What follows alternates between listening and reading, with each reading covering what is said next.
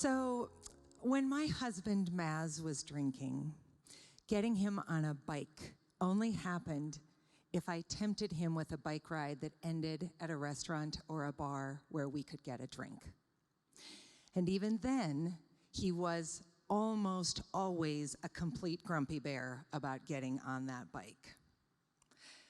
But flash forward 4.5, almost 5 years of sobriety, and as often as not, it's Maz suggesting that we hop on our bikes to run an errand, to enjoy the weather, or best of all, to bike to an ice cream shop for a treat. What a difference sobriety has made in every facet of our lives. I'm grateful every day and every single bike ride for that gift. Maz and I publicly shared our story of his fall into the pit of addiction, his climb out through sobriety, and our joyful journey back to a healthy marriage and life, because hardly anybody in our lives had any idea what we had been through.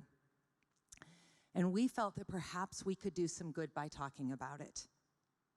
We were not prepared for the tremendous support we received, or the number of people who reached out to say that they too were in recovery or were connected to someone struggling with alcoholism.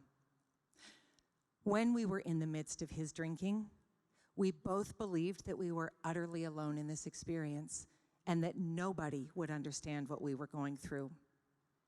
And what we now know is that nearly everyone has some connection to the disease of alcohol and addiction. We continue to share our story and invite others to share their stories on our bi-weekly live stream, Daily Dose of Dr. Mary and Dee Dee, because we know that by openly sharing our experiences, others feel less alone and hopefully more empowered to take the first or the next step towards health and healing. I was so proud today to see Shannon Roars-Jones and the First Lady of North Dakota and Jonathan Holth, our upcoming speaker, all of who have joined us to share their stories on our program. So if there's anything that Maz or I can do to help, or if you want to join us on our show and tell your story, please reach out.